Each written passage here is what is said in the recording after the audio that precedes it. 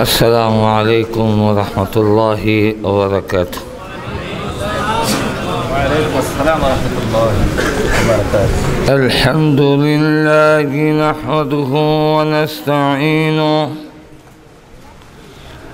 ونستغفره ونؤمن به ونتوكل عليه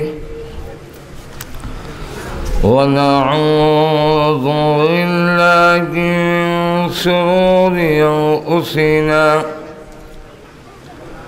ومن سيئات أعمالنا من يهده الله فلا مضل له ومن يضلله فلا هادي له ونشهد أن لا إله إلا الله وحده لا شريك له ونشهد أن سيدنا وسندنا وحبيبنا ومولانا محمدا عبده ورسوله الذي أرسل إلى الناس كافة بشيرا ونذيرا وداعيا إلى الله بإذنه وسراجا منيرا. أما بعد فقد قال الله تعالى في كلامه الوديد وفرقانه الحميد: أعوذ بالله من الشيطان الرجيم. بسم الله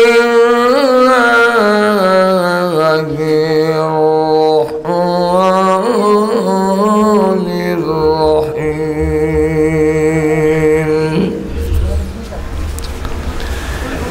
يا أيها الذين آمنوا قوا أنفسكم وأهليكم نارا وقودها الناس والحجارة عليها ملائكة غلاظ شداد لا يعصون الله ما أمرهم ويفعلون ما يؤمرون.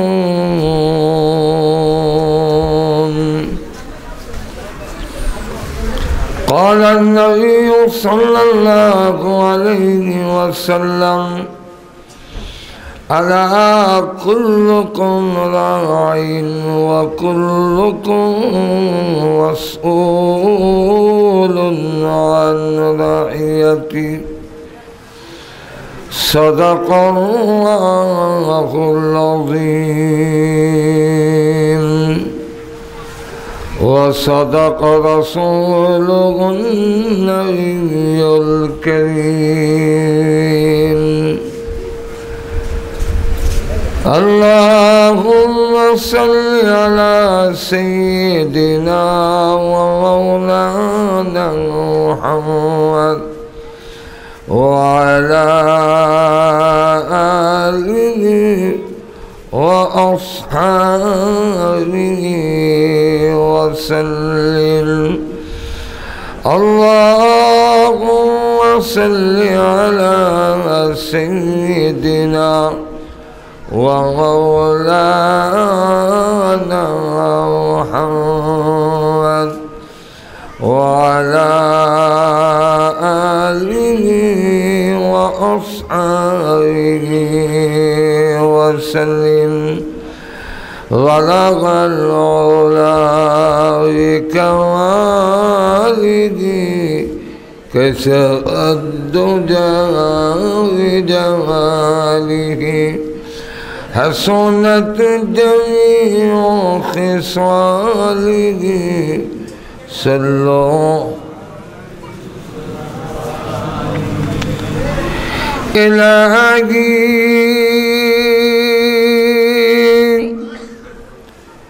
देखा दे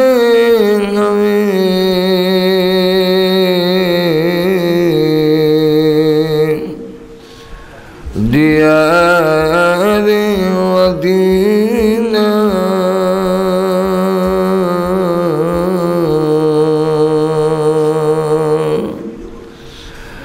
इलाही बना दे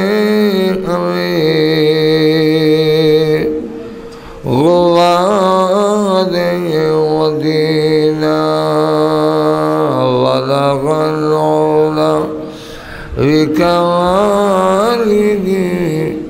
كشف الدجى بجماله حسنت جميع خصاله صلوا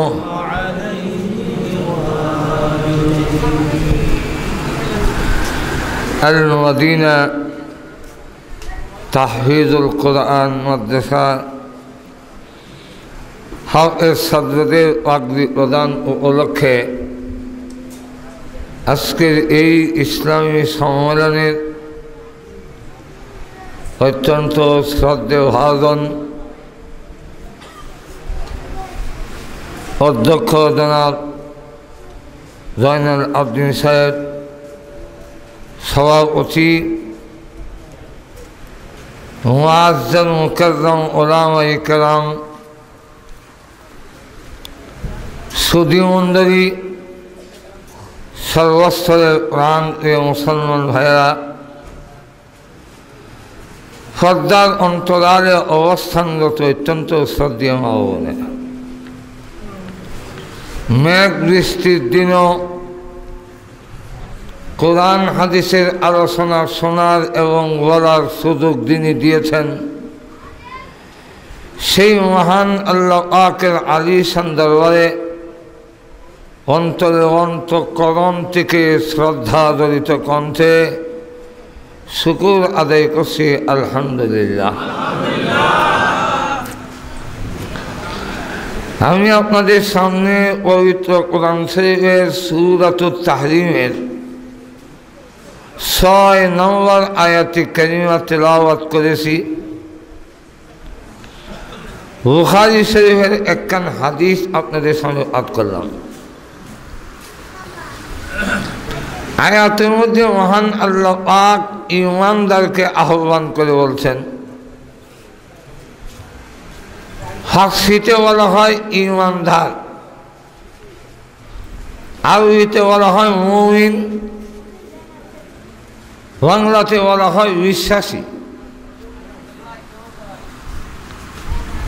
ঈমানদার পৃথিবীতে আরো অনেক ধার আছে, জমিদার আছে, তরফদার আছে, আওলাদার আছে, শখদার আছে, দহাদার আছে, চকিদার আছে, আছে না আরো দার? কিন্তু আল্লাহর কাছে সবচেয়ে দামি হলো ইমানদার। আল্লাহর খুব প্রিয়, আল্লাহর অত্যন্ত মায়ার একটি জাতি হলো ইমানদার।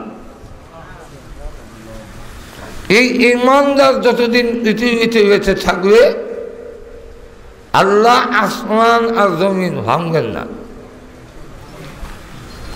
সারা বিশ্বের বেঈমান কাফেরদেরকে আল্লাহ খাওয়াবেন ইমানদারের সম্মানার্থে।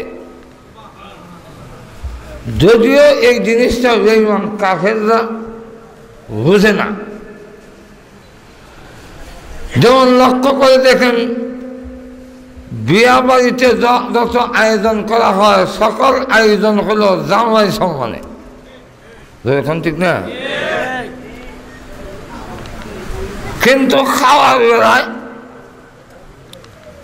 বরযাত্রী খায়, আত্মীয় স্বজন খায়, আশেপাশের লোক খায়, কুত্তা বিলাইও জুদা মুদা আদি উদ্দি খায়।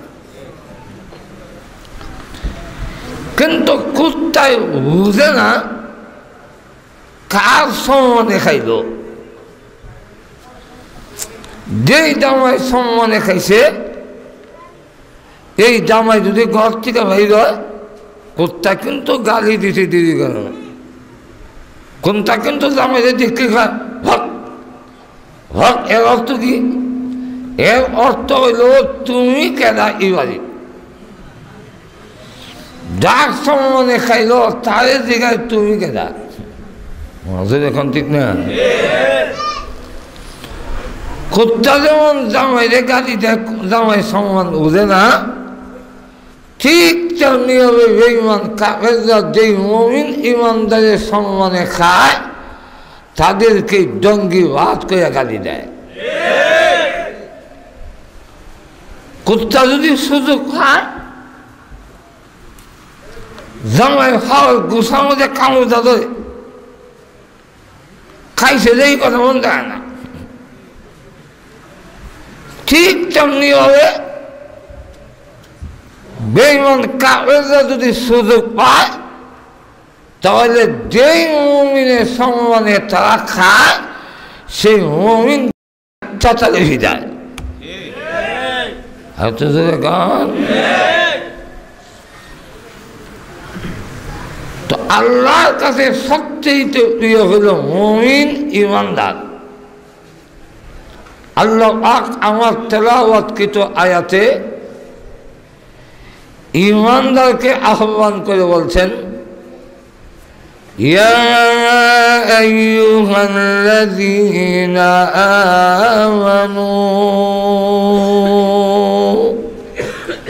হে ইমানদারেরা। আহ্বান করে কি বলছেন? কু আনফুসাকুম ওয়া আহলিকুম নারা, তোমাকে এবং তোমার ফ্যামিলিকে, তোমার ঘরকে আগুন থেকে বাঁচাও। আরবিতে বলা হয় নার, বাংলা বলা হয় আগুন, ইংলিশ বলা হয় ফায়ার। জানারের আগুনকে ফায়ার বলা হয়, না বলা হয়। তো আল্লাহ পাক এই আয়াতে ইমানদারকে বলতেন তোমাকে এবং তোমার ফ্যামিলিকে আগুন থেকে বাঁচাও। এখন বলেন তো দেখি, এটা কি আমাদের দ্বারা সম্ভব? আল্লাহ একটা নির্দেশ দিলেন। আমরা তো জানি আগুন যেমনিভাবে ক্ষতি করে ঠিক আগুনে উপকারও করে। দুনিয়ার আগুন একদিকে ক্ষতি করে আর একদিকে উপকারও করে। আগুন থেকে যদি আমি আমার ফ্যামিলিকে বাঁচাইতে যাই তাহলে আমাদের রান্না বান্না, খাওয়া দাওয়া, এমনকি সিগারেট বিড়ি যারা খায় এটাও বন্ধ হইব। এখন ঠিক না? আল্লাহ কেমনি করলেন আগুন থেকে বাঁচো? এর জবাব হইল, এখানে আগুন বলতে দুনিয়ার চুলার আগুন না, মেসের আগুন না, এই আগুন বলতে জাহান্নামের আগুন। কোন আগুন? এখন আপনি আমাকে প্রশ্ন করবেন, আল্লাহ তো জাহান্নাম বলে নাই, আল্লাহ তো জেনারেল আগুনের কথা বলছেন, আপনি জাহান্নামের আগুন বললেন কেমনে? এর জবাব হইল, আয়াতের পরের অংশে আল্লাহ বলেন, وقودها الناس والحجارة,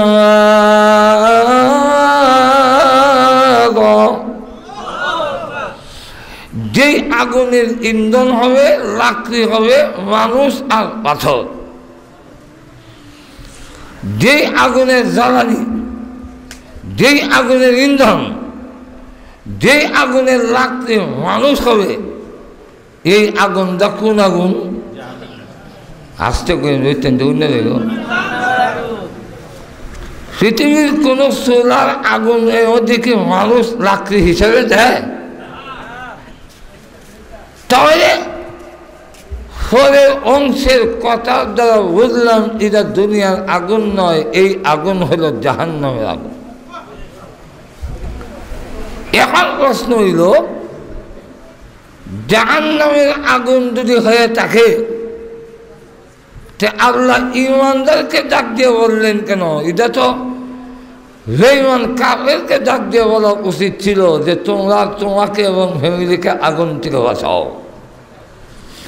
আমরা তো ঈমান আনছি, আমরা তো আর জাহান্নামে যাওয়ার কথা না, এটা কাফেররা কইব। আল্লাহ ঈমানদারকে বললেন কেন? এমন কথা আমাদের সমাজে অনেকে কয় যে এই দাওয়াত তাবলীগ ওয়ালারা ঈমানদারদের দাওয়াত দেয় কেন, কাফেরদের না দাওয়াত দিবে? আচ্ছা কন এই কথা যে মোল্লা কয়, এটা যে মাথার তার কথা সিরা, এটা আল্লাহ ছাড়া কেউ করতে পারে না। এর কারণ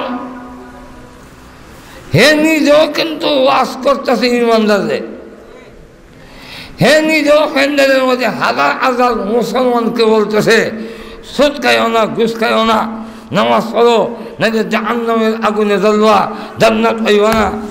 সে ইমানদারদের দাওয়াত দেয় জাহান্নামের আগুন থেকে বাঁচার জন্য, আর দাওয়াতের তাবলীগ ওয়ালারা দাওয়াত দিলে হয় এরা ইমানদারের দাওয়াত দেয় কেন, হিন্দু ভাই যায় না কেন? যে তুই হিন্দু ভাই যাস না কেন? এখান থেকে না এটি উড়েরা এটা মাথার তার সিরা। এ আল্লাহ ঘুমাই গেছে নাকি আল্লাহ? দ্বিতীয় জবাব হইল, ইমানদারকে জাহান্নামের আগুন থেকে বাঁচার জন্য দাওয়াত তাবলীগ ওয়ালারা দেয় কেন? এটা তাবলীগ ওয়ালারা না জিগাইয়া আল্লাহরে জিগাও, আল্লাহ ইমানদারদের জাহান্নামের আগুন থেকে বাঁচার জন্য দাওয়াত দিলেন কেন? আল্লাহর যেই জবাব তাবলীগ ওয়ালার এক জবাব হই এখান থেকে কিনে। এখন আমারও প্রশ্ন, আল্লাহ ইমানদারকে দাওয়াত দিলেন কেন? নিশ্চয়ই এর কোনো কিন্তু আছে, এটা এখন পেতাম না, এটা শেষ এরকম।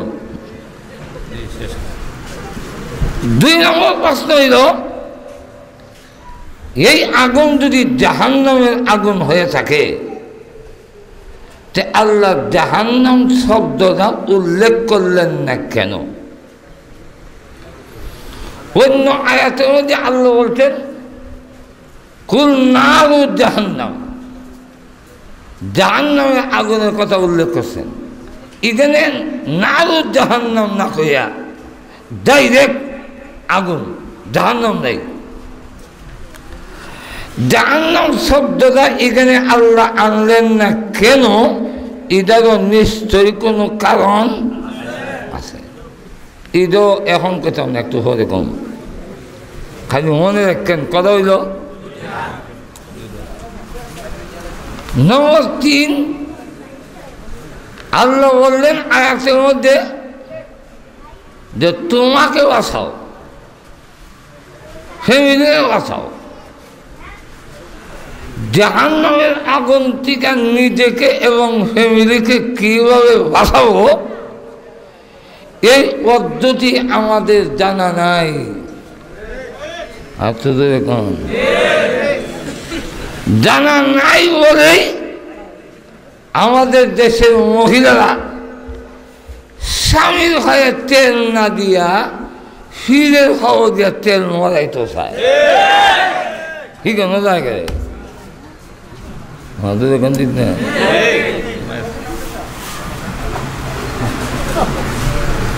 স্বামীর হয়ে তেল দিয়ে জাহান্নামের আগুন নিব আর ফিরের খবর দিয়া তেল মরাইলে দুদুকের আগুন আরো গরম হইব কেন যায় যাওয়ার কারণ হইল জাহান্নাম থেকে বাঁচার পদ্ধতি মহিলা জানে না আপনাদের এখন না আমাদের দেশে অনেক মহিলা আছে নিয়োগ করা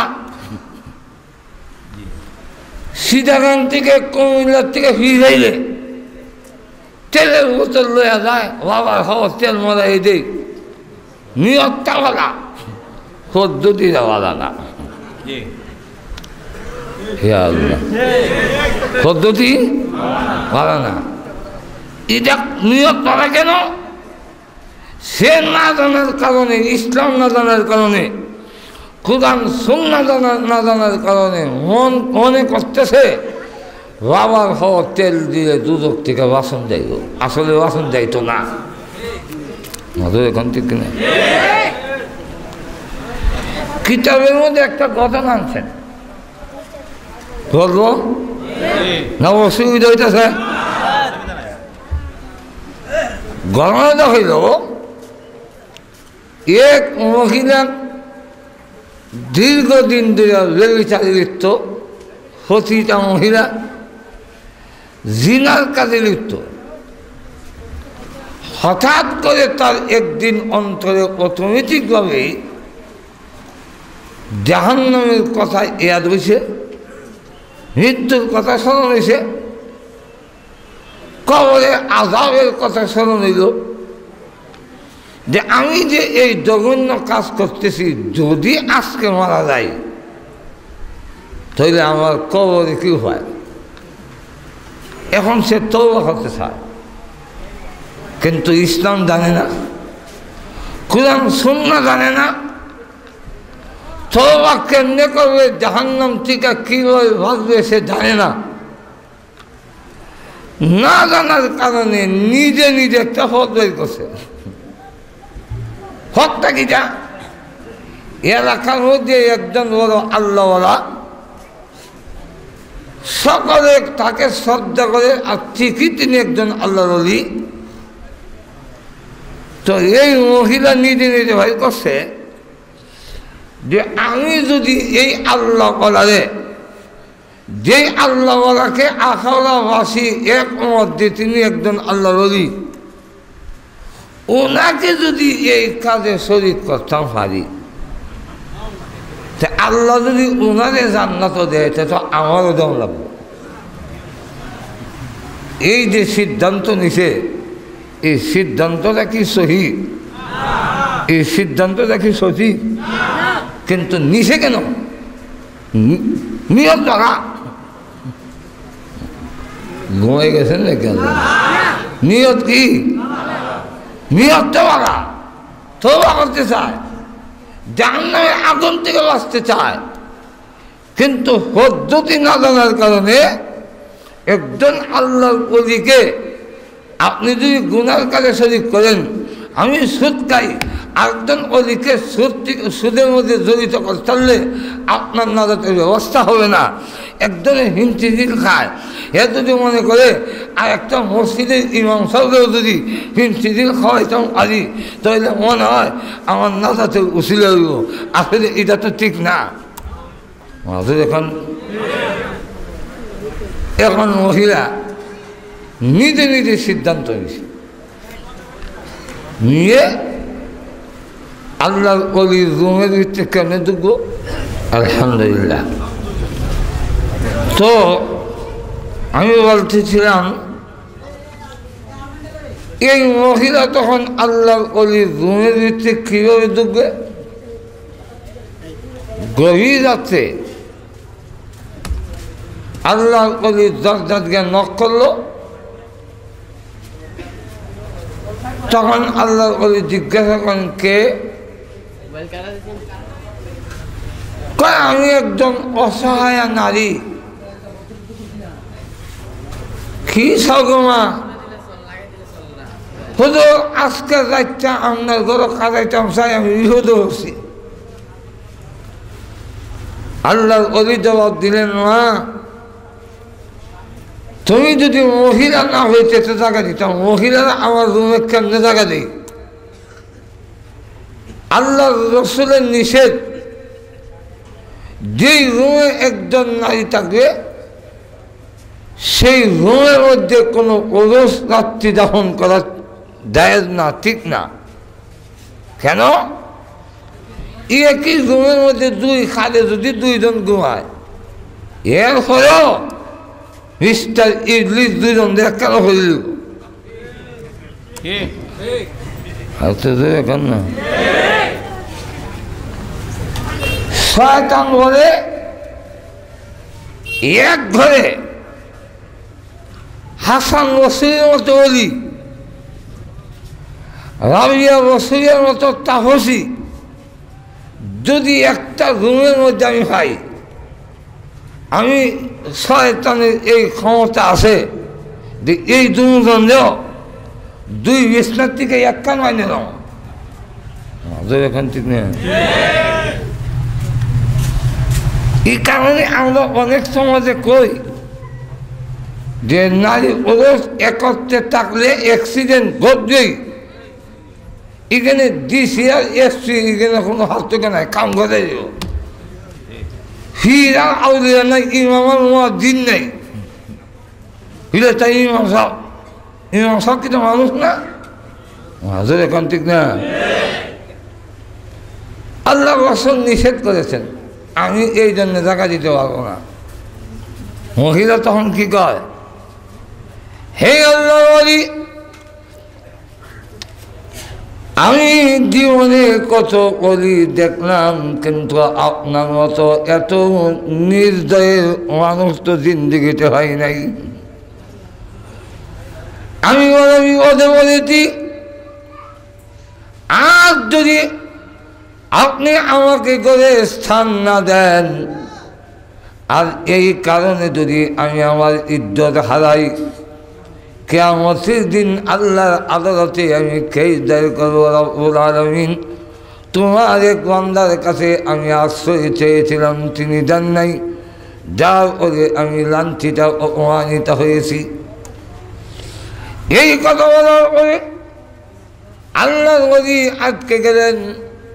তখন তিনি দরজা খুলে দিয়ে মহিলাকে বললেন, তুমি রুমের এক কোনায় বসে থাকো, আর আমি আমার ইবাদত করতে থাকি।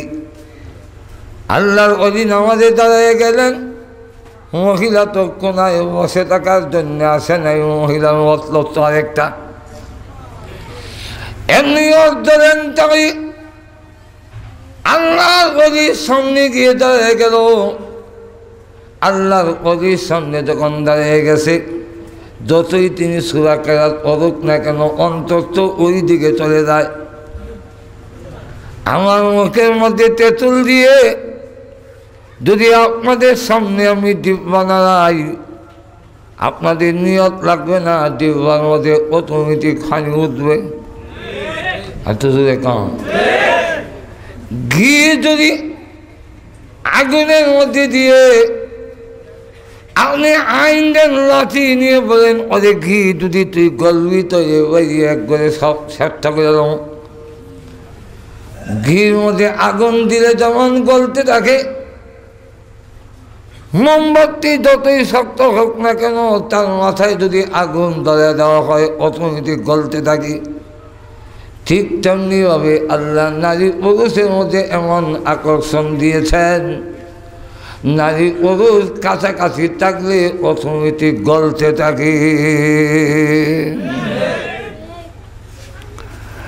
আল্লাহ বলি যখন ওই দিকে চলে যাচ্ছে, এমনি তিনি নামাজ ছেড়ে দিয়ে ঘরের মধ্যে যে কুফির আগুন, এর মধ্যে আঙ্গুল ধরে দিয়ে কয়, বলে মান দুনিয়ার আগুন একটু পরীক্ষা করে দেখ, দুনিয়ার আগুন যদি সহ্য করতে না পারিস, জাহান্নামের আগুনের থেকে কোটি কোটি বেশি গরম হবে। তুমি যদি এই কামে লিপ্ত হও, জাহান্নামের আগুনে জ্বলতে হবে। এই করে যখন কুফির আগুনে আঙ্গুল ধরে রেখে দিয়েছে, আঙ্গুল যখন আগুনে জ্বলতেছে তখন মনটা একটু ওই দিক থেকে ফিরে গেছে। আঙ্গুল যখন আনলো আবার মন ওই দিকে চলে যায়, তিনি তখন আরেকটা আঙ্গুল আগুনের মধ্যে দেয়। এই করে এক একটা আঙ্গুল কুফির আগুনের মধ্যে জ্বালিয়ে দিচ্ছে, কিন্তু জিনার দিকে তিনি যাইতে চাচ্ছে না। মহিলা কিন্তু এই দৃশ্যটা দেখে দেখে তার ভিতরে আগেই ছিল আল্লাহর ভয়, কবরের আযাবের ভয়, যদিও পদ্ধতি তার ঠিক নয়। এখন এই দৃশ্য দেখে মহিলার ভিতরে ক্ষুধা ভীতি আরো বেড়ে যাচ্ছে। হঠাৎ করে মহিলা চিৎকার দিয়ে জমিনে পড়ে, তখন মহিলার মৃত্যু হয়ে গেল। শয়তান এলাকার মধ্যে প্রসার করে দিল, যাও গিয়ে দেখো যে অলির কাছ থেকে পানি করা আর তোমরা দোয়া নেও। থাকা ঘরতে গিয়া দেখো কি করছে।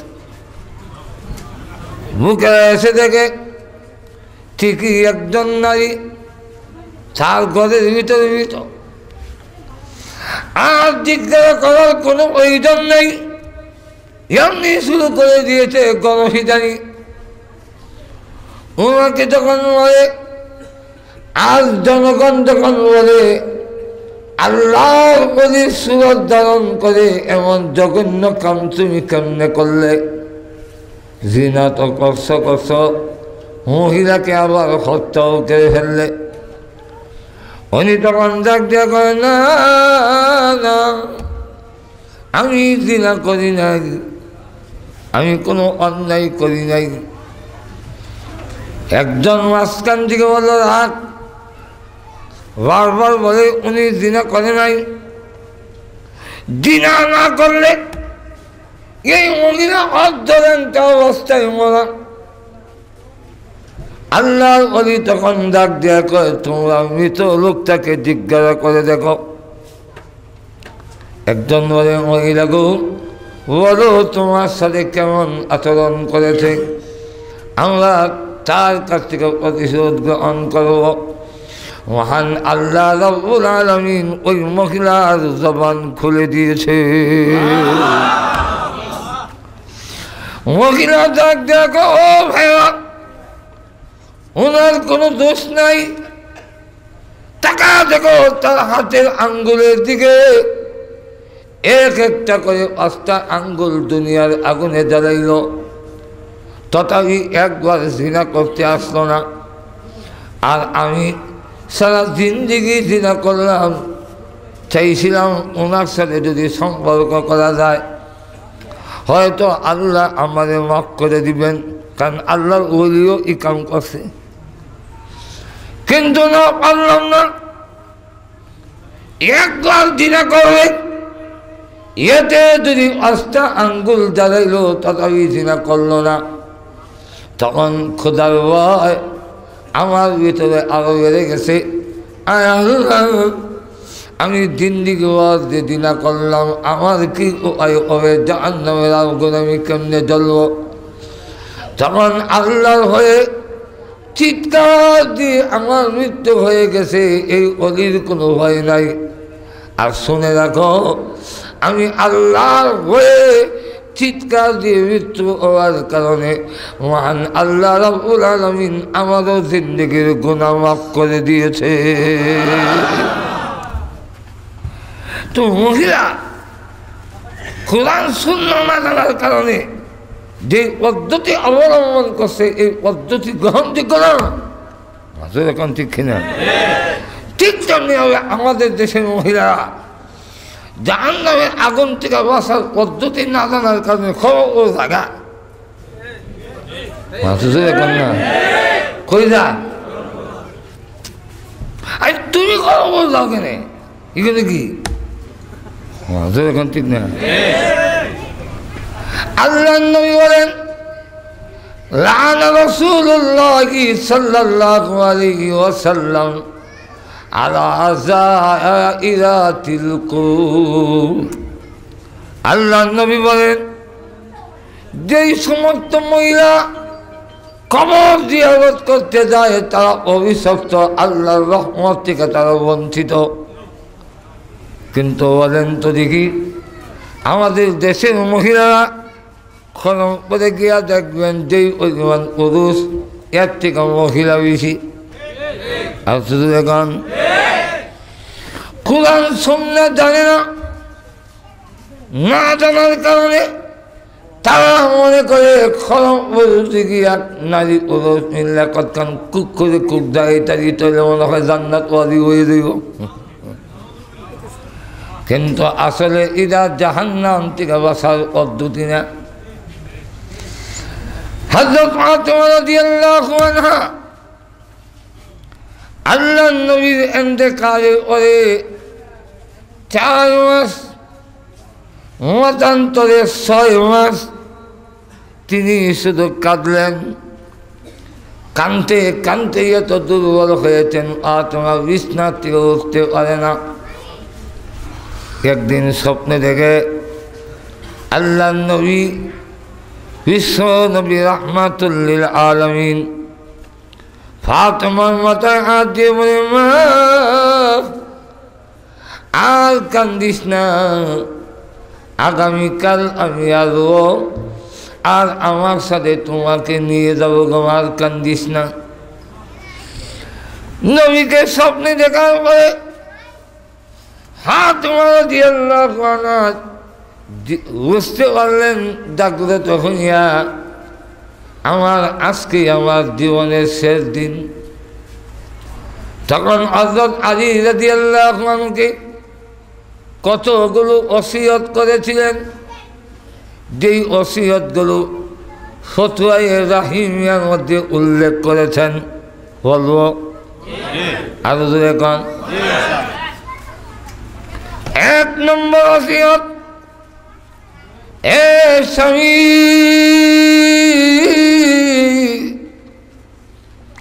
আমি পৃথিবীর থেকে বিদায় হয়ে গেলে আমার দেহের উপরে কোনো নিয়ন্ত্রণ আমার থাকবে না।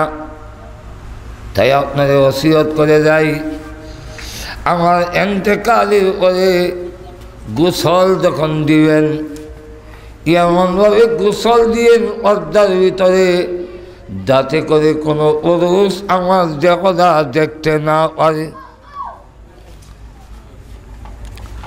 2 নম্বর ওসিয়ত হইল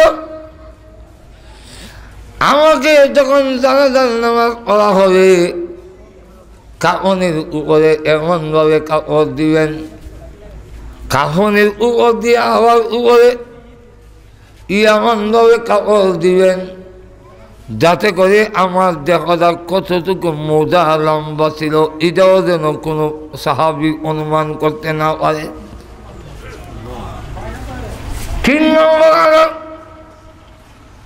দিনের বেলায় দফন করেন না, রাত্রের বেলায় দফন করবেন যাতে করে লাশটা কবরে রাখবার সময় মানুষের একটা স্বভাব, কোনো সম্মানিত মহিলা হইলে কোনো হুজুরের ওয়াইফ হইলে ইচ্ছা করেও কিছু দেখতে চায় যে কুদ্দুর মোজা লম্বাদা দিহি আমাদের এখান ঠিক না। বলেন অন্ধকারের মধ্যে আমাকে কবরে রাখবেন যাতে করে কেউ আমার দেহটা কতটুকু লম্বা এবং মোছা ঈদেও যেন অনুমান করতে না পারে এই ওসিয়তগুলো করে। এবার হাসান হুসাইনকে বলেন হাসান হুসাইন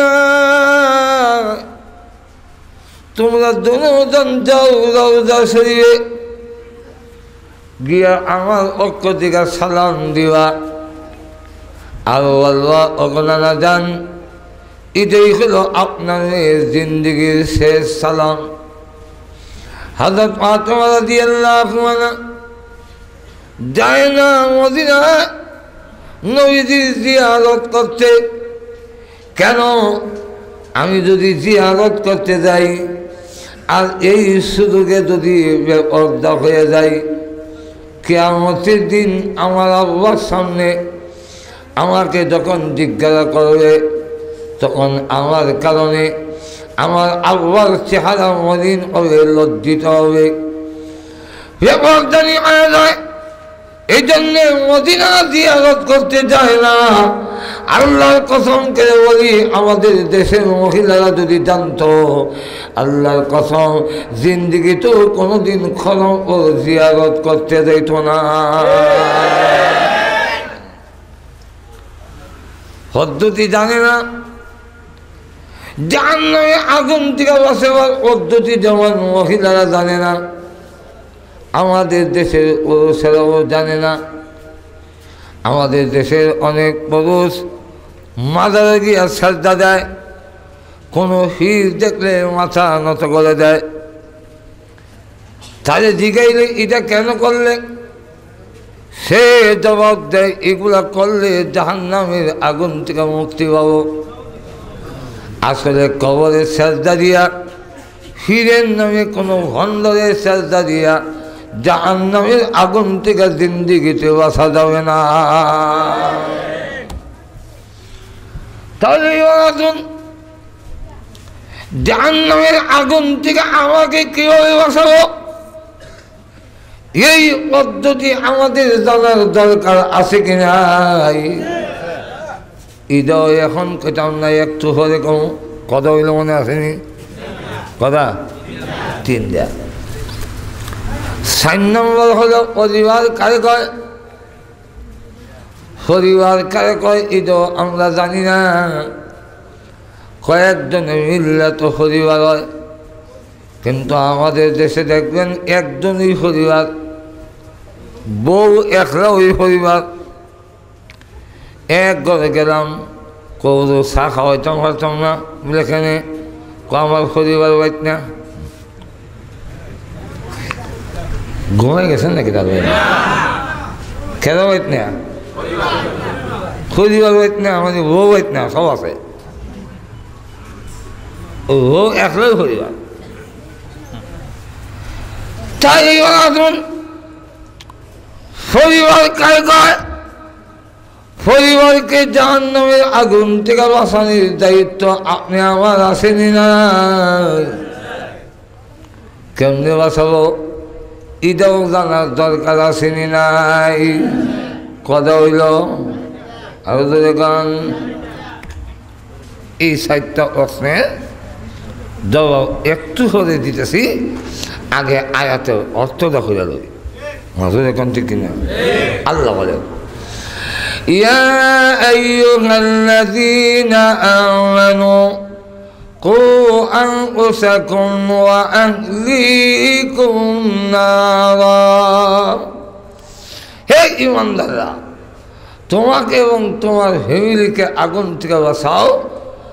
وقودها الناس والحجارة,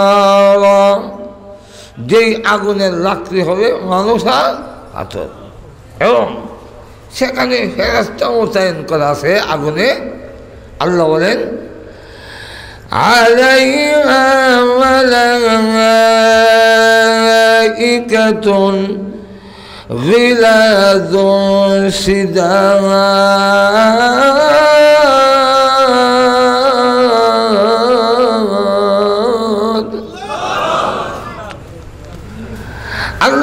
সেখানে ফেরেশতা আছে, ছোট আছে, বড় আছে। ছোট্ট ফেরেশতা কত বড়? আল্লাহ নবী বলেন এই কানের লতির থেকে কাঠ পর্যন্ত হাতটা হইল 700 বছরের রাস্তা। না আরো আসতে করে শুরু ফেরেশতা জাহান্নামে। এই কানের লতির থেকে কাঠ পর্যন্ত মাঝখানে গ্যাসটা যদি 700 বছরের রাস্তা হয়, কি বলি অত্যন্ত হাইলামি করতে উদ্দেশ্য না করেন। বড় ফেরেশতা কত বড়? জাহান্নামের বড় বড় ফেরেশতা দ্বারা এর মধ্যে একজনের নাম মালিক। মালিক কত বড়? জাহান্নামীর সংখ্যা যত হবে জিন আর মানুষ মিলাইয়া তার 2 হাতের আঙ্গুলের সংখ্যা ততটা হবে। আর তো জোরে কন, চিন্তা করছেন কয় লাখ হইব, কয় কোটি, কয় মিলিয়ন, ট্রিলিয়ন। এতগুলো আঙ্গুল যদি হয় তা হাত কত বড় আর শরীর কত বড়? এক একজন দিয়ে এক একটা আঙ্গুল দিয়ে ধরবো, যৌথ বাহিনী লাগবে না। তুই সন্ত্রাসী? হ্যাঁ হ্যাঁ, আল্লাহ মান ছিল না, আয় এসি ভালো ধরো। হাইলামি করতে আল্লাহ আগে জানে দেন, উদ্দেশ্য শূন্য করল। এদের কোয়ালিটি কি, এদের গুণাবলী কি? আল্লাহ বলেন গিলাযুন শিদাদ,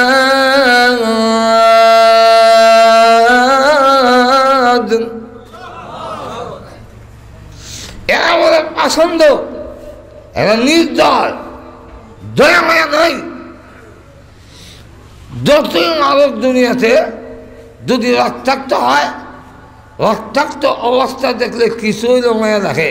সুদ দেখাইতে মারলেও যখন দেখে রক্তাক্ত হয়ে গেছে, এখন ঠিক কিনা? আল্লাহ বলেন আমার বাহিনী এমন শীতাইব, রক্তাক্ত হইব, মাথা ফেটে যাবে, চিৎকার দিবা, এদের দয়া মায়া লাগবে না। এর কারণ আমি আল্লাহ এদেরকে দয়া মায়া দেই নাই। এ হইল এক। 2 নম্বর হইল লা ইয়াসুনাল্লাহ মা আমারহুম, এরা আমার হুকুমের অবাধ্য নয়। তোমাদের দেশের পুলিশ বাহিনীর মতো না। আমাদের দেশের পুলিশ বাহিনী অনেক সময় সরকারের অবাধ্য। সরকারের কথা হইল কলেজ পাড়ার নসরুদ্দিন নামে কমপ্লেন আসছে, তাদের ধরে কলেজ সালান দাও। পুলিশ আইসে নসরুদ্দিনের দত্ত কলেজ সারা। নসরুদ্দিন অক্ষতিকা পুলিশের কানে ইসমে আজম হইয়া যদি হু দিতে পারে, পুলিশের ইসমে আজম হইল গোসের টাকা। তখন আসামি ছেড়ে দিয়া সরকারের বোঝায় গেছিলাম, তোরার লেগে হেল্লা হয়েছি না। এমন ঘটনা আসেনি? আল্লাহ রাব্বুল আলামিন কুরআনের সূরাতুল মাআরিজের মধ্যে উল্লেখ করেছেন, আমার বাহিনী যেদিন তোমাদেরকে ধরবে তামাম পৃথিবী ঘুষ দিল তোমাদেরকে ছাড়বে না। দ্বিতীয়ত আসামি আছে কলেজ পাড়ার নসরুদ্দিনে, কিন্তু নসরুদ্দিন সরকারি দলের লোক, আওয়ামী লীগ করছি না, কিন্তু গয়ে গেছেন নাকি? আওয়ামী লীগ করছি না, কোন দলের লোক? এমনি দেখা যায় মন্ত্রীর টেলিফোন, হ্যালো আখাউড়া থানার ওসি সাহেব, কলেজ ওরা নসিরুর দিকে ছেড়ে দিন। স্যার সারতাম কেমনি, এর যন্ত্রণায় আখাউড়া ওসি অসুস্থ। তখন মন্ত্রী বাংলা হয় না, ইংলিশ কয়, দিস ইজ মাই ওয়াদার। এমনি ওসি সাহেব তিনটা খাসি দিয়া, জি স্যার।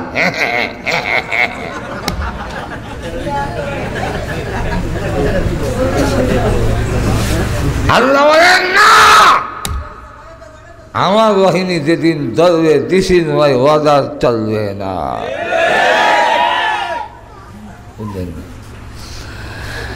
لا يعصون الله ما أمرهم। আওয়াজ যদি এরকম হয়, আওয়াজ যদি এরকম হয়, দোয়া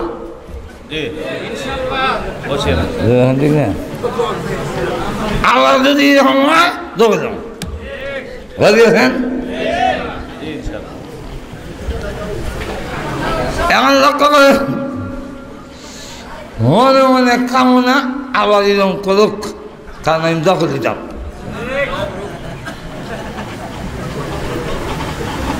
আল্লাহ বলেন 3 নম্বর গুণ এল ওয়ায়ালুনা মা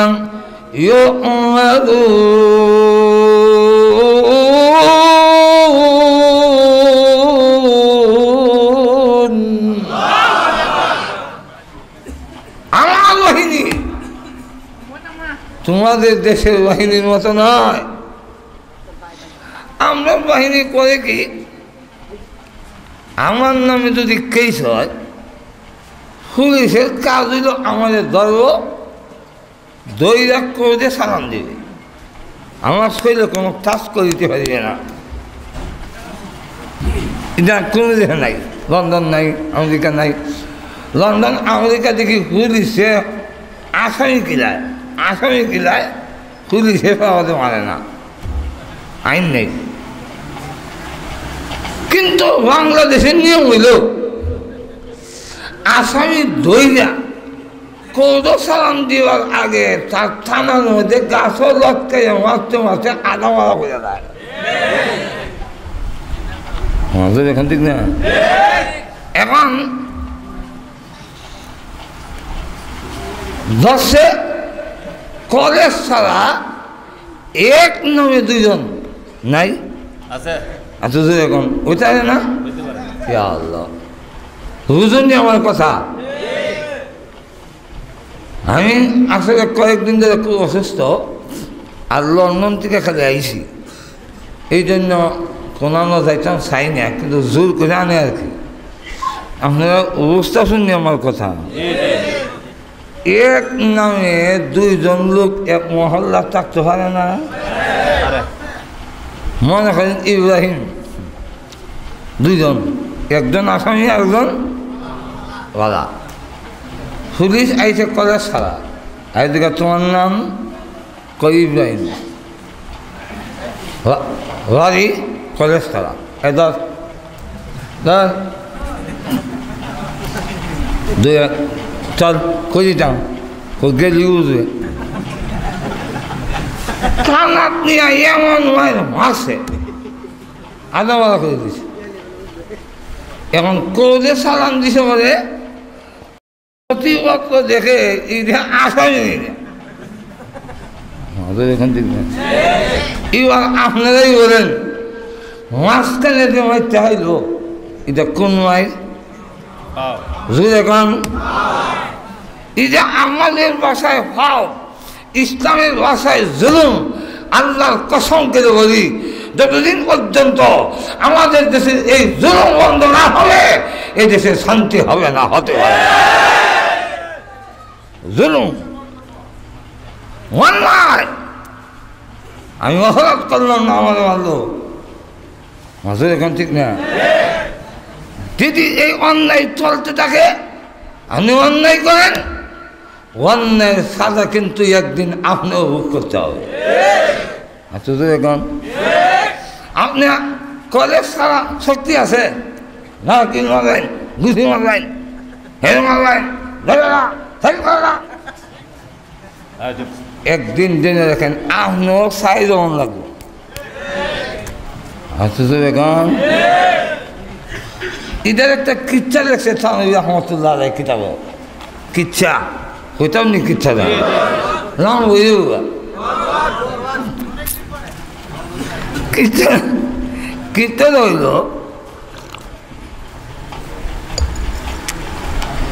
এক শহরের নাম হইল বে ইনসাফ শহর। কি শহর? এই শহরের মধ্যে ইনসাফ নাই, ভালো এবং মন্দের কোনো দাম নাই। আজকে আমাদের সভাপতি উনি একটা কলেজের অধ্যক্ষ, ওনার ওজন অনেক করে। এখন আমাদের সমাজে দেখা যায় গন্ধ মূর্খ নসরুদ্দিন আর অধ্যক্ষ জনারুদ্দিন কোনো হাত থেকে নাই। হ্যাঁ ঘুমাই গেছেন কেন এটা আল্লাহ জানে। এখন লক্ষ্য করে দেখেন এটার নাম বে ইনসাফ শহর। তো এখানে এক উস্তাদ আর ছাত্র গেছে, গিয়া দেখে তেলে আর ঘি একদম, তেল আর ঘি। আচ্ছা আপনারা বলেন তো দেখি তেল আর ঘি এক সমান? তুই একদম হয় কেমনে? তখন উস্তাদ ছাত্রগুলো দেখ, যে দেশের তেলে আর ঘির মধ্যে কোনো পার্থক্য নাই, এই দেশের টাকা নিরাপদ না। কোন সময় কোন দায় হবো কোন জানা বলে গিয়া মাঝে এখন ঠিক নাই। ছাত্র জবাব দেয়, উস্তাদ অনেক দিন ধরে আমার সবক মোদা হইতাম, এমন সস্তায় ঘি হয় না আর মোদা হইতাই না, আমি যাইতাম না। ছাত্র গেছে না, উস্তাদও গেছে না, হে সস্তায় ঘি হয় খাইতে খাইতে এমন মোদা হয়েছে গাল আর লাগাইতে না। একদিন উস্তাদ আর ছাত্র গেছে রাজার বাড়ির সামনে, গিয়া দেখে দল রয়েছে, বিচার রয়েছে, কেস একটা দায় রয়েছে। কেস করছে গেলা সুদে, সুদে কেস করছে বাড়ির মালিকের বিরুদ্ধে। দেখেন কি ইনসাফ ওদের কাছে নিয়ে আপনারা কথা। এখন সুদের কেসটা কিটা করলো যে আমরা তার বাড়িতে গেছিলাম চুরি করতে, শিং কাটতে গিয়ে যখন কাটা করছি ওয়াল দস্যা হইয়া আমরা একটা সুর মারা গেছে, এটার জন্য বিচার চাই।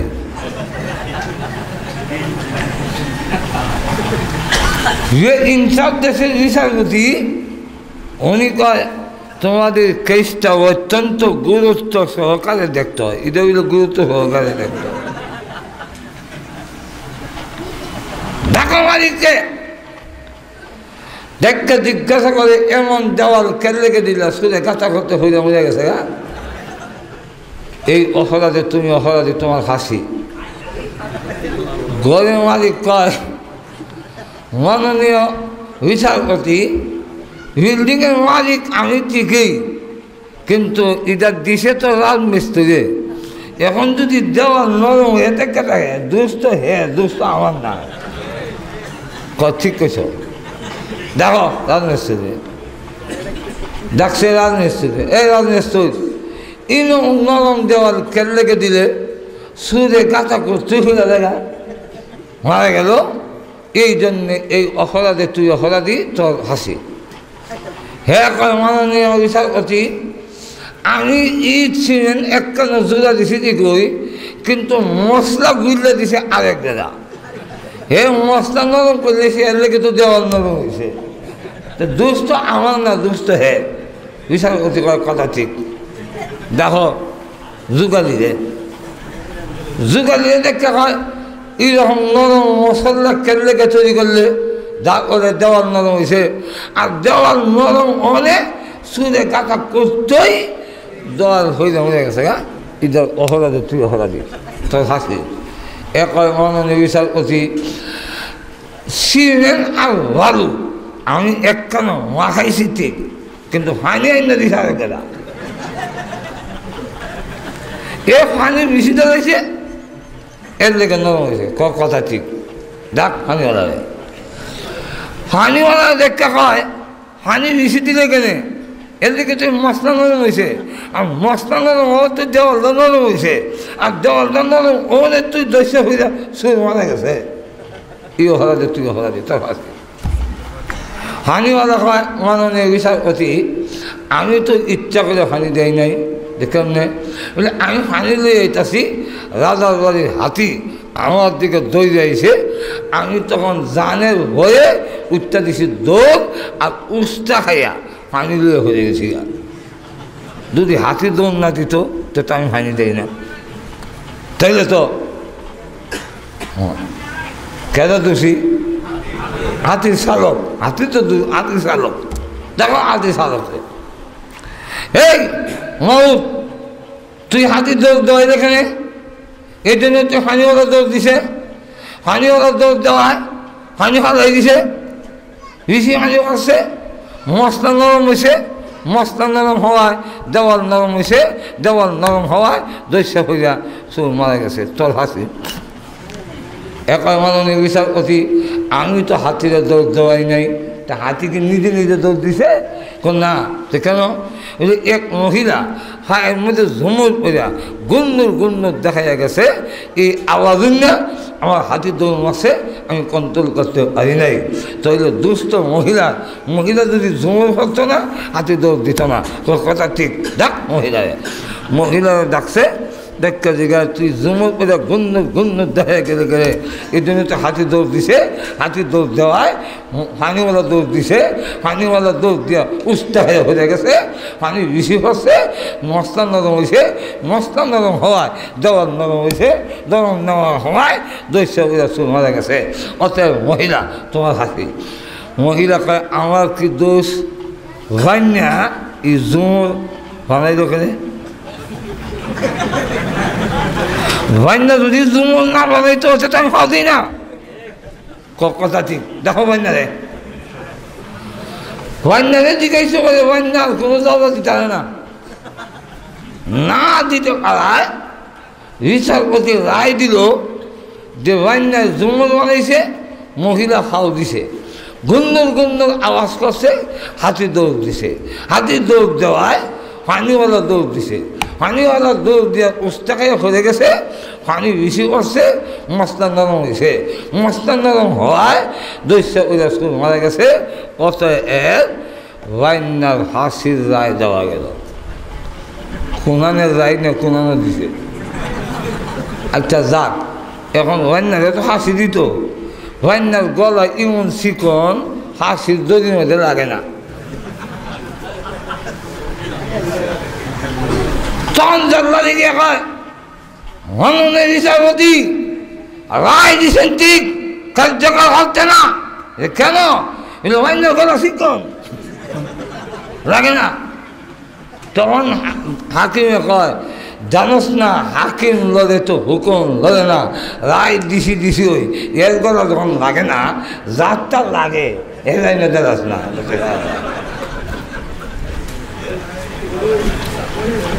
এখন এরা গিয়া দেখে তেলের গি খাই জমু দইছিল এর একটা কথা দইয়া কয় আয় কই দিতাম হাসি আমি কি করছি আমি তো কিচ্ছু করছি না ওই যে কিচ্ছু করছ না গলা লাগে আয় উস্তাদ আমি কিচ্ছু করলাম না হাসি দিয়ে আমার গলাত লাগছে উস্তাদ কয় এই কথাটা তোরা আগে কইছিলাম না আমাদের এখন ঠিক না যেই দেশে তেলে আর গির পার্থক্য নাই এই দেশে কোন সময় কোন চাঁদায়া উঠে হলে কম যায় না এখন হচ্ছে মর্যাদা উস্তাদ আপনি গুণীজন উস্তাদ আপনি আমার শিক্ষক আপনার জ্ঞান আছে আপনি একটু কত হইলে কান্দিস না হাসিদা ক ভগবান আমার প্রতি হয়েছে মেহেরবান এত নিয়ামত ভগবান তুমি কেমনি দিলা তাড়াতাড়ি দেননি আমার কাছে এই সময় আমি কমু না না হে আমার ছাত্র শিষ্য হে এইটা ওইটু ভালো না এটা আমারে দাও আমারও গলা লাগে আমারে দাও তখন তুই কিন্তু আবার কইস না আমার হুজুরে যখন কর সারে যখন কর সেটা দেয় সেটা আমার দেয় গো তুই কিন্তু কইস না না যে ভগবানে দিছে দিতাম না আর আমি তো হে ছাত্র এটা হে খাইতে পারে না আমি খাইতাম এখন লাগছে ছাত্র উস্তাদের টানাটানি জল্লাদে গিয়া বাচ্চারে জিগায় হাসি লই আর টানাটানি কারে দিতাম বাচ্চা উঠতে পাই এমন আশ্চর্য কথা জীবনে শুনছি না হাসি লই আর টানাটানি দুজন যাচ্ছে অন্য কইল কী ব্যাপার তোমরা হাসি লই আর টানাটানি তখন কয়ে যাবো না অনুমতি দিল কম বলে কম অনুমতি হইল দিছেন যখন কই আজকে ঈশ্বরের পক্ষ থেকে নির্দেশ আসছে আজকে ফাঁসির কাছ থেকে জুললে যে জীবন দিব এ মরতে দিদি স্বর্গে জান্নাতে যাইতে দিদি নাই তো জান্নাতে যদি যেমন লাগে আমি তো উস্তাদ আমি আগে যাইতাম হে হয়ে যাইব এর লেগে আমি আমার দাও ছাত্র এটা কয় যে উনি উস্তাদ ঠিক হই জান্নাতের টিকিটটা ভগবানে আমাদের দিছে ওনারে দেই জন্য ওয়াসা কয় তাই নাকি হা তাইলে দেশ আমার রিসার্চ আমার ফাঁসির কাজটা আমার আর জান্নাতও যাইব তোমরা এটা ওইটা হবে না এই জান্নাত এর সাথে আমার হাতির কাছে দৌড়াই এই ঘটনা লিখে তাহলে আমাদের বলছেন আমাদের সমাজে যারা অন্যের প্রতি জুলুম করে অন্যের প্রতি অন্যায় করে এটা কিন্তু জেনে রাখেন আজকে আপনার বংশের শক্তি আছে আজকে আমার টাকা আছে আগামীকাল নাও থাকতে পারে তখন কিন্তু উল্লা উল্লা উল্লা এখান থেকে আল্লাহ রাব্বুল আলামিন বলেন وَيَفْعَلُونَ مَا يُؤْمَرُونَ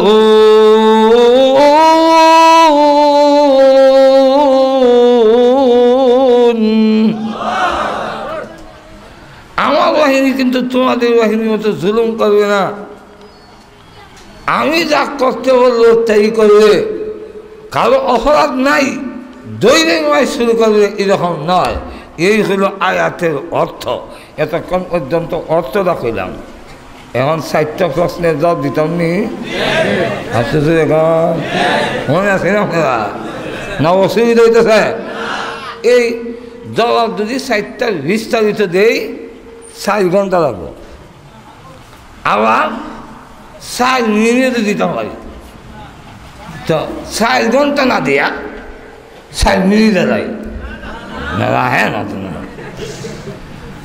নম্বর 1 আল্লাহ কাফেররে না কইয়া ইমানদাররে কইল কেন মনে আছে আচ্ছা তুই এখন হে ইমানদাররা তোমারে বাঁচাও তোমার পরিবারকে আগুন থেকে বাঁচাও এটা হিন্দুরে কইল না কেন খ্রিস্টানরে কইল না কেন বৌদ্ধরে কইল না কেন এটা ইমানদাররে কয় কেন আমাদের এখান ঠিক কিনা এর 1 নম্বর জবাব জাহান্নাম দুজক ইমানদার বিশ্বাস করে বেঈমানদার দুজক বিশ্বাস করে না যে বিশ্বাসই করে না যে জাহান্নাম মানেই না তারে জাহান্নামের ওয়াজ করন আর কুত্তা বিরোধী করন এক সমান আচ্ছা দুধ একটা বিরোধী ওয়াজ করেন ওরে ভিলাই এই যে ওয়াজবাজি করলাম আমাদের সভাপতি সাহেবকে খাওয়াবার জন্যে আমরা করছি সাবধান ভিলাই অন্যের মাছবাজি তুই খাইস না যদি মাছবাজি খাস কবিরা গুনাহ হবে আর কবিরা গুনাহ করলে জাহান্নামের আগুনে জ্বলতে হবে। এইভাবে যদি ওয়াজ করেন বিলাই আপনার ওয়াজ শুনে ওয়াজ যদি খবর সাইরা দিবনি কে লেগে জাহান্নাম নাই এত দূরে কন না কি নাই আমাদের দেশে ভাদ্র মাস আইলে কুত্তারে কুজ্জা হওয়া যায় না। কই গেছে তার গার্লফ্রেন্ডের সাথে সারা রাত ঘুরে। আপনি যদি কুত্তারে ওয়াজ করেন ওরে কুকুর সারা রাত এইভাবে বিয়া ছাড়া গার্লফ্রেন্ড যদি ঘুরতে থাকোস এটা সাংঘাতিক বড় অন্যায়। জাহান্নামের আগুনে জ্বলবি গুদ্ধ দিয়ে পিটাবে। এইভাবে যদি কুত্তার কাছে ওয়াজ করেন তাহলে কুত্তায় মনে হয় আপনার ওয়াজ শুনে গার্লফ্রেন্ডের সাথে যাওয়া বাদ দিলেইব। কেন জাহান্নাম নাই এখন ঠিক কিনা ঠিক তেমনি হবে যে মানুষগুলো জাহান্নাম বিশ্বাস করে না এরা যদি কোন গার্লফ্রেন্ড এইভাবে করিস না। যারা জাহান্নাম বিশ্বাস করে না তাকে যদি করেন মদ খাইস না। যে জাহান্নাম বিশ্বাস করে না তাকে যদি কোন দিলে না না জিনার ভিতরে লিপ্ত হইল না। আপনার এই কথায় কোনো কাজ হবে না। আল্লাহ বলেন নবী গো জাহান্নাম যারা বিশ্বাস করে না তাদেরকে জাহান্নামের ভয় দেখানি আর না দেখানি সমান। এই জন্য আল্লাহ আলামিন জাহান্নামের থেকে তোমাদের বাঁচাও। মুমিন ইমানদারকে বললেন ইমানদার জাহান্নাম বিশ্বাস করে। এই বিশ্বাসটা আবার দুই রকম। একটা হইল সাহাবীদের মতো বিশ্বাস আর একটা হইল মুনাফিক মার্কা বিশ্বাস। সাহাবীদের বিশ্বাস হইল জাহান্নাম দেখার মতো বিশ্বাস, জান্নাত দেখার মতো বিশ্বাস। মুনাফিকের হইল শোনার মতো বিশ্বাস। যেদিন আমাদের সাহাবায়ে কেরামের মতো বিশ্বাস আসবে, যেদিন আমাদের ভিতরে জাহান্নাম দেখার মতো বিশ্বাস আসবে, আল্লাহর কসম ওই দিন একজন মুমিন ঘুষ খাবে না আর সুদ খাবে না। এই জন্যে আল্লাহ রাব্বুল আলামিন ইমানদারকে রক্ষা করে বলেন তোমাকে বাঁচাও, তোমার ফ্যামিলিকে বাঁচাও। এখন আছেন রসানির কথা বললেন আমাকে আগে। অনেক মানুষ আছি আমরা আমাদের নিজের পরিবারের অন্য লোকদেরকে লালন পালন করতে গিয়ে আমি নিজের দুর্নীতির মধ্যে লিপ্ত, আমি চুরি ডাকাতির মধ্যে লিপ্ত, আমি অবৈধ কাজের মধ্যে লিপ্ত, আমি সুদ ঘুষের মধ্যে লিপ্ত। কিন্তু জেনে রাখেন আপনি যদি দুর্নীতি করেন, আপনি যদি সুদ ঘুষ খান, আপনি যদি টাকা জমান, জেনে রাখেন ওই টাকা আপনি মৃত্যু হয়ে গেলে এক সদাকও আপনাকে দিবে না, অন্যরা সব বন্টন করে নিয়ে যাবে। কিন্তু দুর্নীতির যত অপরাধ এবং সুদ খাওয়া ঘুষ খাওয়ার যত অপরাধ, সেই অপরাধের শাস্তি কিন্তু আপনি একা ভোগ করতে হবে। এই জন্যে ফ্যামিলির দায়িত্ব নিতে গিয়া, পরিবারের দায়িত্ব নিতে গিয়া আমি নিজে গুণের কাজে লিপ্ত হওয়া এটা কোনোদিন বুদ্ধিমানের কাজ হবে না। আল্লাহ বলেন আগে তোমারে বাঁচাও। বাঁচাবো কেমনি? বাঁচানোর পদ্ধতি হল পরিবারে বাঁচাও। পরিবারে বাঁচাবো কেমনে? পরিবার এবং নিজেকে বাঁচাবার পদ্ধতি সমস্ত তাফসীরকারকরা সব তাফসীর কিতাবে লিখেছেন। এক নম্বর হল নিজেও দিন শিখতে হবে, কোরআন সুন্নাহ শিখতে হবে, নিজের ছেলে মেয়েগুলোকে দিন শিখাইয়া জাহান্নামের আগুন থেকে রক্ষা করতে হবে। আপনার ছেলেকে আপনি ইঞ্জিনিয়ার বানাইলেন কিনা এটা আল্লাহ জিজ্ঞাসা না। আপনার ছেলেকে আপনি ডাক্তার বানাইলেন কিনা এটা আল্লাহ আপনাকে জিজ্ঞাসা করবে না আপনি ইঞ্জিনিয়ার হইলেন কিনা, আপনি ডাক্তার হইলেন কিনা, ওই তাহলে ভালো, কিন্তু জবাব দিকে দাঁড়াই আসলে দিন আমাদের আল্লাহ জিজ্ঞাসিত না যে তোমার ছেলেরে ইঞ্জিনিয়ার বানিয়েছো কিনা, আল্লাহ আমাকে জিজ্ঞাসা করবে না তোমার ছেলেকে ডাক্তার বানিয়েছো কিনা, কিন্তু আল্লাহ আমাকে জিজ্ঞাসা করবেন তুমি তোমার সন্তানগুলোকে জাহান্নামের আগুন থেকে বাঁচাইবার ব্যবস্থা করছো কিনা। এখন ঠিক কিনা? জাহান্নামের আগুন থেকে আমার সন্তানদের বাঁচাইলাম কিনা, এর জন্য জবাব দিতে হবে। যদি জাহান্নামের আগুন থেকে বাঁচাইয়া এরপরে আমি ইঞ্জিনিয়ার বানান আপত্তি নাই, ডাক্তার বানান আপত্তি নাই, বড় অফিসার বানান আপত্তি নাই, কিন্তু আপনার ছেলেকে ইঞ্জিনিয়ার বানাইলেন জাহান্নামের আগুন থেকে বাঁচাইবার কোনো ব্যবস্থা করলেন না, আপনার ছেলেকে ডাক্তার বানাইলেন জাহান্নামের আগুন থেকে বাঁচাইবার ব্যবস্থা করলেন না। আল্লাহর কসম কিয়ামতের দিন ওই ইঞ্জিনিয়ার ছেলে ওই ডাক্তার ছেলেই আপনার বিরুদ্ধে আল্লাহর আদালতে কেস দায়ের করবে, আমার বাবা আমাকে জাহান্নামের আগুন থেকে বাঁচাইবার ব্যবস্থা করে নাই। আর জাহান্নামের আগুন থেকে বাঁচাইবার একমাত্র পথ হইল কোরআন সুন্নাহ শিক্ষা দেওয়া।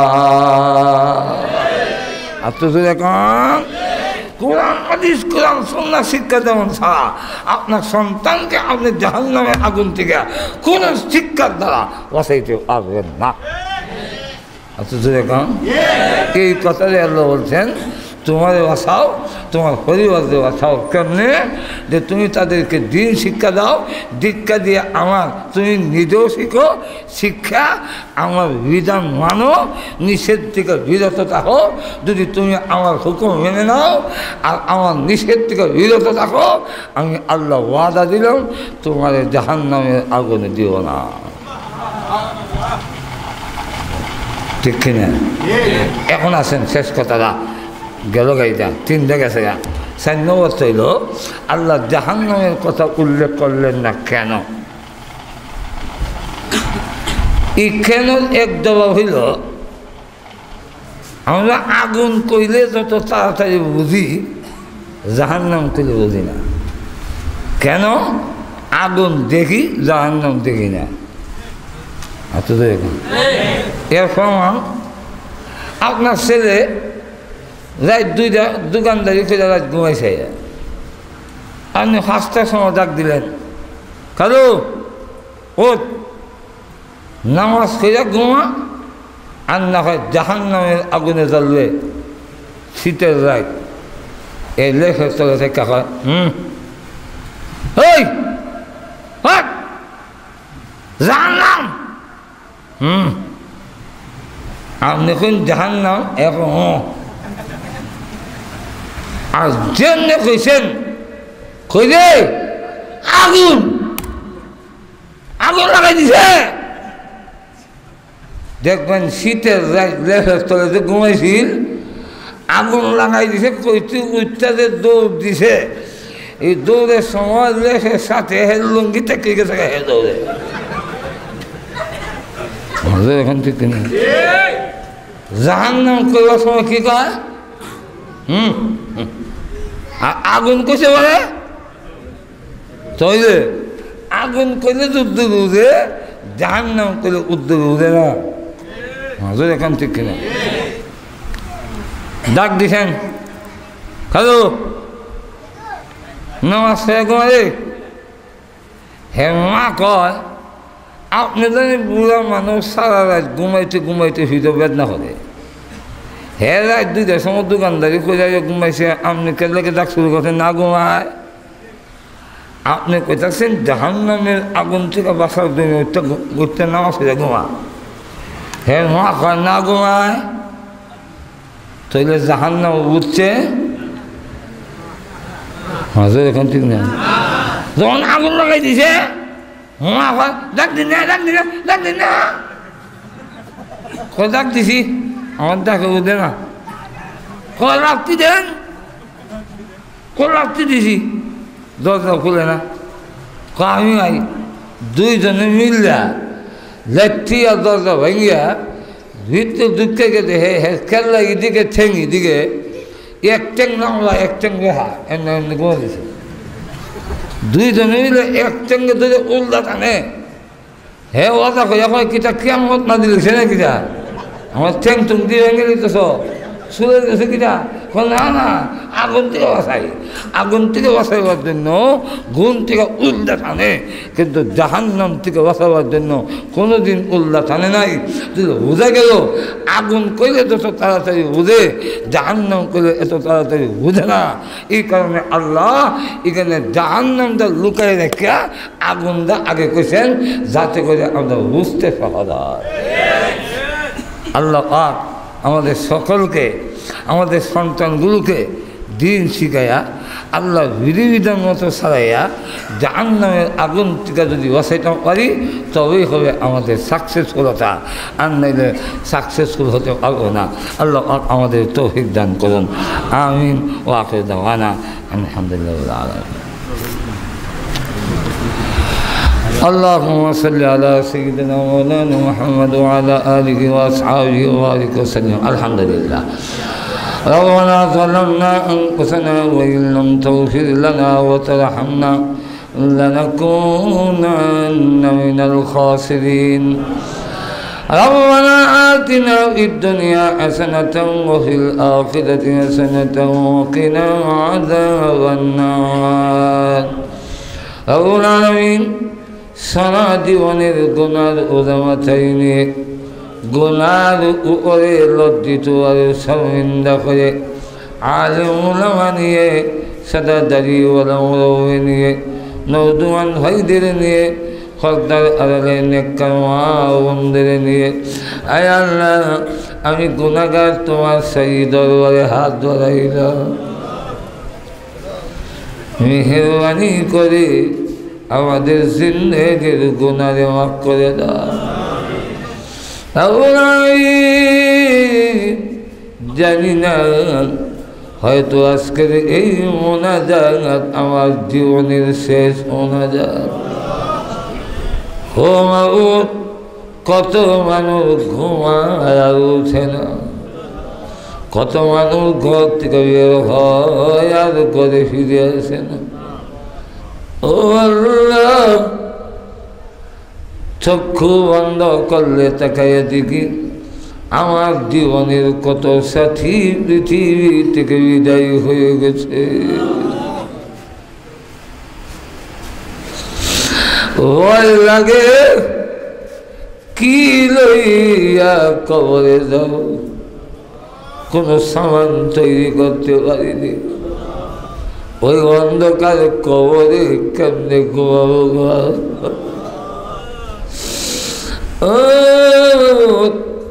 যেদিন আমাদের কবরে শোয়া যাওয়া হবে আমাদের কবরটাকে তুমি জান্নাতের বাগান বানাইয়া দিও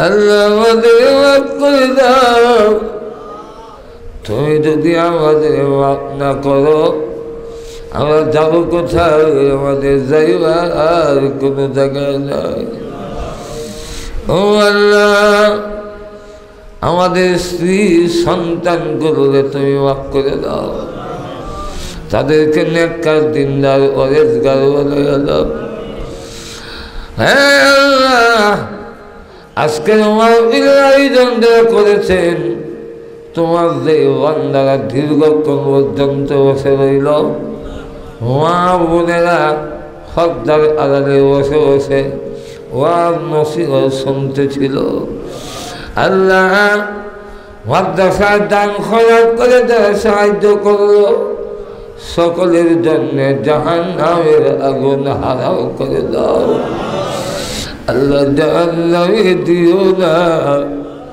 আল্লাহ আমাদেরকে জাহান্নামের আগুন থেকে ক্ষমা করে দিও আমাদের মধ্যে যারা অসুস্থ তুমি সুস্থ করে দাও আয় আল্লাহ যার যে অসুবিধা আছে অসুবিধা দূর করে দাও অভাব অনটন যারা আছে দূর করে দাও আয় আল্লাহ আল মদিনা তাঈদুল কোরআন মাদ্রাসায় কবুল করো যত জরুরত আছে গায়বী খাজানার থেকে পুরা করে দাও রব্বুল আলামিন বাংলাদেশ থেকে তুমি কবুল করো দেশের মধ্যে শান্তি প্রতিষ্ঠা করে দাও এই দেশের স্বাধীনতা সার্বভৌমত্বের হেফাজত করো কেউ যেন এক ইঞ্চি জায়গাও নিতে না পারে আল্লাহ প্রতিরোধ করার মতো শক্তি সামর্থ্য আমাদের দিয়ে দাও দেশকে ভালোবাসা দেশের মহব্বত আমাদের অন্তরে পয়দা করে দাও আল্লাহ তাআলা সারা বিশ্বের মুসলমানদের এক বানায়া দাও আল্লাহ নির্যাতিত মুসলমানদের সাহায্য করো কাশ্মীরের নির্যাতিত মুসলমানদের সাহায্য করো আর আল্লাহ তারা আমাদের মুসলমান ভাই তারা তো ন্যায্য দাবি আল্লাহ তাদের সাহিত্য শাসন কেড়ে নিয়েছে আল্লাহ তাদের সাহিত্য শাসন আবার ফিরাইয়া দাও তাদের অধিকার ফিরাইয়া দাও তাদের প্রতি জুলুম অত্যাচার বন্ধ করে দাও আমাদের দেশের সাংবিধানিক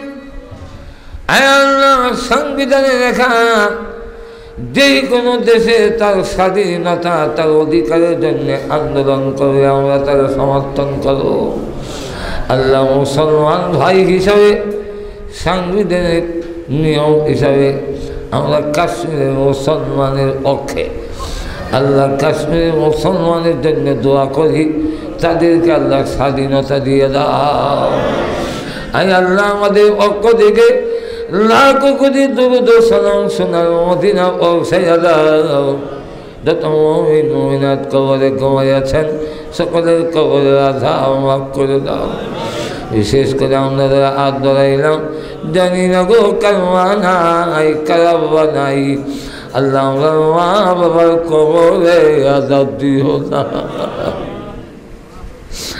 আল্লাহ মার কথা বলতে পারি না দুনিয়াতে আসার সময় মার করে যাই মারছি কত রাত গেল আমি আমার মারে ঘুমাইতে চাই না ওই মা যাদের নেই গো আল্লাহ আমার কবরে আযাব দিও না আমার কবরে আযাব দিও না আল্লাহ আমার কবরে জান্নাতের বাগান বানাইয়া দাও দাদা দাদি নানা নানি শ্বশুর শাশুড়ি আত্মীয় স্বজন এবং এই এলাকার মাটির নিচে তোমাদের ঘুমিয়েছেন সকলের কবরে জান্নাতের বাগান বানাইয়া দাও আল্লাহ যেদিন আমাদের মরণ দাও ইমানের সাথে মরণ দিও মরণের আগে গল্লা মক্কা মদিনা জিয়ারত করার তৌফিক দিও স্বপ্নের যুগে তোমার নবীদের নুরানি চেহারা এখানে দেখাইয়া দিও ربنا تقبل منا إنك أنت السميع العليم وتب علينا إنك أنت التواب الرحيم آمين آمين برحمتك يا أرحم الراحمين